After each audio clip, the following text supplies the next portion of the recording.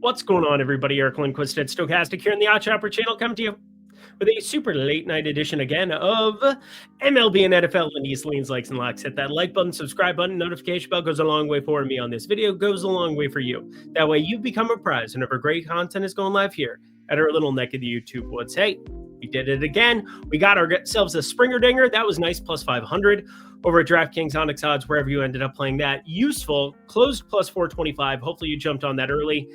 And then, of course, we got ourselves the absolute smasherooski from Shane Bieber, who gave up too early. Everybody was freaking out, and then he smashed. Now, for the pick'em people, I'm sorry George Kirby couldn't come along for the ride because, well, we went 2 for 3 on like every card there, but there were only 0.1 units for those ones, and, well, it was nice to get the massive home run there. In fact, we've been crushing with those. I mean, between Freeman previously in the previous game there, Gleyber Torres at the end of that series there, Apo Taco, plus 825 on that one. We've been crushing. We've been crushing throughout these MLB playoffs again. Hopefully you've enjoyed the ride, been tracking a lot of stuff over on X for the people, and, well, just trying to put out the best info I can night before, per usual, which I'll be doing for the NBA as well, starting up on Tuesday. Can't wait for that. Monday, and maybe we record Sunday. I'll take a look at that. But just to get ourselves right into it here, we're going to talk MLB for 2 games. We're going to talk ourselves 1 game in the NFL streets, and Lindy NFL, that's still rocking for the people. If you want to jump into the Lindy Discord, 50% off. I've been running this for a while, but I've been able to bring a lot of people in who otherwise might not have seen my stuff because NFL, well, it usually ends up being king, but I think they see the MLB stuff and have been pretty impressed. And NFL, we continue to crush. We continue to do really good work in the pick'em streets. Looking forward to tomorrow. I think there's some interesting pick'em angles for what it's worth. But no matter where you live, no matter what you bet, I can help you make money. Monthly, just $25 for your first month. Yeah, check that out. Less than $1 a day. If you check out the premium Discord, I guarantee you there's between J Metal K, between my guy B Grebs, so many sharp people in there chatting all the live long day. New guy Pete absolutely loves some of the hockey stuff that I've been tailing over there as well. Haven't crushed yet. I'm looking forward to like the plus 2,800 to absolutely come through. But obviously that's not my style of betting, but I'll tail that style of betting in unique ways for sure. But use code Lindy NFL. Come jump on in. The water's warm, but we got ourselves some baseball. We got ourselves some NFL to talk about. So let's get to the plays.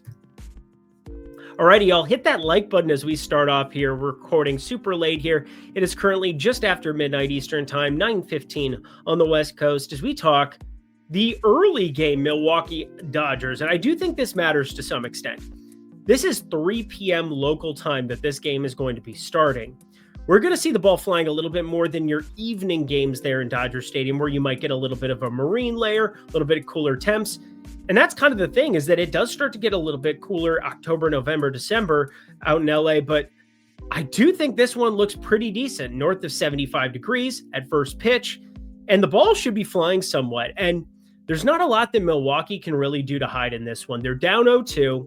We're going to see them start some combination of Jose Quintana turning it over to Jacob Mizrowski. Like, that is going to be the key for them. Now, they haven't announced the official starting pitcher the way that we have the official starting pitchers in the next one, but let's call it a 90% confidence level that I have, like minus 500, minus 600 type here that we're looking at on Jose Quintana starting. I'd be pretty surprised if it was Jacob Mizrowski, just because you don't want to throw a rookie into a situation like this when you've been bringing him out of the bullpen and have him go up against the best team in baseball, which I think we can all agree over the course of the last 2 years that's been the Dodgers.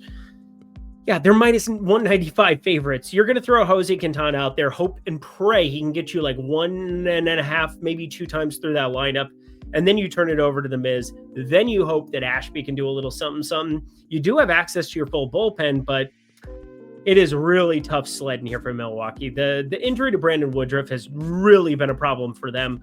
So now we look at the Dodgers. Tyler Glass now in game 3, then Shohei Ohtani in game 4. Good luck, Brewers. I know baseball is a small sample size thing, and any given day, just like in hockey, anything else, I mean, NFL, you get to like 4.5 point favorites, and then it's a minus 220 favorite. Well, in baseball, you know, these are like field goal favorites. You know, I guess the Dodgers minus 3.5 favorites you'd be looking at here, but I'm doing like the NFL correlation there. best of luck to you. All right, let's break this one down because I do have 2 plays from this game. And one, I'm going to keep over at tails.bet right now. If you guys go to the video description box below, tails.bet, I've got a home run play on the Dodgers side of things. Already bet it. It's my heaviest home run play that I've played the entire MLB season. It'll be a part of the package there for Lindy's long shots. Everything that I'm looking at in this game just screams bet this guy, no matter what, at the price that he is currently sitting at. But in terms of the game itself, I think this is very self-explanatory. We have a Brewers team that has outperformed every metric for them. This is the Dodgers team that gets to go up against a very bullpen-style game for Milwaukee, and normally that'd be a good thing for most teams to like, hey, we're going to utilize a full bullpen approach as opposed to a third or fourth starter. They don't really have a third or fourth starter right now. Obviously, the Miz is really, really good, but 50-plus pitches that he pitched 4 days ago, and I doubt he can really get himself beyond 70, 80 pitches at this point in time. I doubt the Brewers really want to push him there unless they absolutely need it. The Dodgers on the run line are plus 119. That is just an auto click for me right now, purely because they've used 1 inning of bullpen arms. One inning. It was 2 outs of Roki Sasaki, got himself in some trouble. They bring in Blake Trinan for 1 out. And then you got a complete game out of Yoshi. I mean, we have a Dodgers team that has been their Achilles heel is this bullpen, but they've had 5 days of rest almost entirely. And yeah, Sasaki will come out and try to close it out no matter what. I think if it's a 9th inning scenario again, but this is plus 119. I do have this break even closer to the 50-50 type number here on the run line. So 2+ runs for the Dodgers to win at home. Nice weather, lefty power. Yeah, give me the Dodgers. Give me the Doyers. On the run line, I won't even take the -1. Toronto, what a baseball game that we just witnessed there. And obviously it wasn't competitive by any means. 13-4. And you still got home runs from like a Rosarena, Cal Raleigh late. I saw some insane tickets from the people, but obviously I'm very happy with the results this MLB postseason, both in pick'em and in betting. And I was really happy with the results on this video yesterday. Springer Dinger plus 500. That was useful, as well as your Shane Bieber over 14.5 outs for a little bit heavier play, -118. We cashed that ticket, but it's really hard for me to look at this as anything but super hyper efficient. Max Scherzer against Luis Castillo. You never want to overextend what you believe your edge is in these playoffs. And one of the things that's made me successful is I'll take calculated shots. I have a half-unit home run play that I have already bet, that's already posted in Tails at the premium Discord. That is not normal from me. I'll take calculated risks when I just completely disagree with a number and I believe the player is going to play the entire game. But like Max Scherzer, Luis Castillo, both of these bullpens, they didn't have to utilize any major arms tonight as it was completely decided as soon as George Kirby left that game. It was done. It was done. 8-2, done. The game was done. Seattle still had some fun and kept Cal Raleigh catching the entire game. I was surprised Mitch Garver didn't come in relief. They must absolutely hate him. But Minnesota, we used to love him. Texas Rangers, I think they liked him. Kind of, maybe? No? Okay, cool. Glad we had that talk. But there's not a ton to get to here. Toronto money line is simply a lean for me. Again, I repeat, a lean. That is not a play for me here at the moment. I want to do some more running of the numbers here tomorrow. We just watched every major bullpen arm sit on the sideline. Nobody got utilized majorly. They did use one lefty in the 9th inning from Toronto. That was a little surprising to me. But they have Little, who is just basically sitting there on the sidelines. Now is 2 days of rest, and he'll get utilized for sure for Luis Castillo in a leverage spot against an Addison Barger, against a Dalton Varsho. But Anthony Santander batting 4th. I think you see Barger come back up against the righty, and you send Santander back to the shadow realm. I guess he had good BVP against George Kirby once upon a time. That was an insane decision to see him batting cleanup. Do managers understand how analytics work? Oh, I see this guy really well. Gives a shit. I care about this, though. Be like Lindy. Join Tails today, friends. We're going to talk ourselves a little NFL. We're going to get ourselves into the NFL streets, which I'm very much looking forward to. But we've seen all of those series in the MLB like nonstop, and yet we find new angles because, well, I'm but one expert who will find you a lot of different angles, but there are dozens and dozens of experts there in the expert picks tab over at Tails that you can check out completely free to you. Why wouldn't you go over there? Why wouldn't you go take a gander? Go to tails.bet/Lindy or tails.bet. Start tailing some goodness, some free goodness today, y'all. Alrighty, to the NFL we go. Pittsburgh and Cincinnati here, rounding it all out. 4.5-point favorites, 5.5 some spots, depending on what vig you're looking at. On the Pittsburgh side, at the exchanges, you're seeing plus money now on Cincy plus 4.5, which I find to be a little bit intriguing. But let's start breaking this one down a little bit, because Pittsburgh, Aaron Rodgers, Jalen Warren, some of his workload was interesting. I think it's a little bit crazy to see him at like minus 135 at FanDuel, and they tend to be a sharper book for his anytime touchdown. I disagree with that to some extent, although, I mean, it's Arthur Smith. We know running game predicated there. And DK Metcalf, his target share has been incredible, north of 22%. Guess it's not as big as you would think, but you got a questionable tag that still sits there next to Calvin Austin. He's not going to play football tomorrow. He's going to get ruled out here in the next. Oh, he is ruled out now officially. That literally came out an hour ago. Okay, great. Glad I was just paying attention to the MLB streets for that. I had him out in my projections, so I'm not too worried about that whatsoever. But obviously, we got ourselves Joe Burrow on the IR, Mike Gesicki on the IR, some offensive pieces missing from Cincinnati, and Joe Flacco. Interesting first debut for him. He had beat the Packers with the Cleveland Browns earlier. We were all kind of interested to see, can Joe Flacco run back the magic? He's got the magic. But 29 for 45, very short ADOT, 4.9 yards per completion. Really? That's all we're going to let Joe Flacco? Let Joe Flacco cook.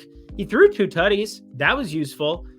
What was not useful was T. Higgins getting tackled at the 1 when I had T. Higgins touchdown. But friends, that's kind of what I'm getting at here. Jamar Chase, when you get a change in a quarterback like Joe Flacco, when you get this change from a Burrow to a Thompson and now, or sorry, from a Burrow to a Jake Browning, there you go, found it, into a Joe Flacco, I love the T. Higgins piece. He is too talented. He is too good. And this defense has not been all that imposing. If you just look out yards per game, 245 through the air per game to the Pittsburgh Steelers, even dropping back, yeah, Watt exists still, but like, even with that pass rush, teams are racking up yardage. In fact, 355.5 yards per game. It's bottom 5 in the NFL, bottom 7 in the NFL, excuse me there. On the Pittsburgh side, this is not your parents' or my parents' Pittsburgh Steelers defense. There's no steel curtain that is out there. It's getting revealed, in fact. Ooh, pull back the curtain.